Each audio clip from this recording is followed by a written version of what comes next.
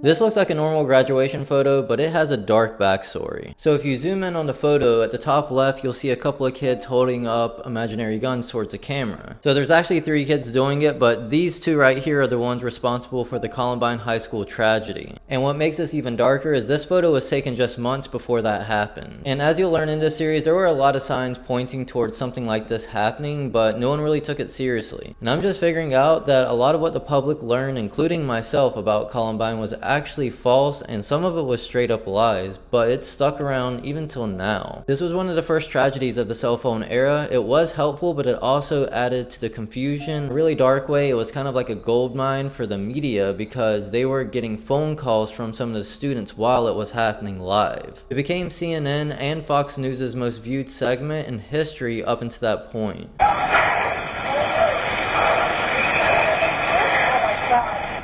Outside, I know there's one kid that's been shot, and there's still shots going on. Shots fired, one down. One of the biggest myths is that the shooters were goths and outcasts and they were taking revenge on being bullied. But it wasn't actually true. So Eric Harris and Dylan Klebold, they were both seniors at Columbine High School, but they weren't goths and they weren't necessarily outcasts. Eric Harris actually had a lot of friends and went out to sporting events, and girls even liked him because he had that whole bad boy element. And Dylan Klebold was more of just a depressed teen looking for someone just to kind of lead him. On the day of the shooting, Eric and Dylan showed up to the school wearing trench coats that were filled with weapons. 2 killers belonged to a group of students that named itself the Trenchcoat Mafia. And the Trenchcoat Mafia thing came from when they investigated, they found that there was a group of kids that were goths that decided to wear trench coats every day for a week, and they called themselves the Trenchcoat Mafia.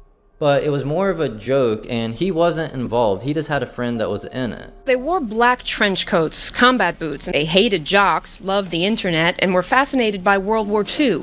They were known as the Trenchcoat Mafia. The question is, why didn't anyone know they'd turned so violent? But the media was there within 15 minutes, and as the kids were fleeing the school, they were trying to interview them, and they were asking very leading questions like, were they outcasts, were they goths? And the kids were like, yeah, I think so. It's just a gang of about 20 guys who call themselves the Trenchcoat Mafia. They wear trench coats every day to school, and wear makeup and paint their nails and stuff. They're just I don't know, everyone kind of thinks of them as different, and they always just hang out with themselves only. So many kids were calling 911 from their cell phones that it clogged up the lines, so they ended up calling news stations and were talking to news anchors live while the shooting was happening in the background. Part 2 is about to get crazy. If you guys are ready for that, let me know.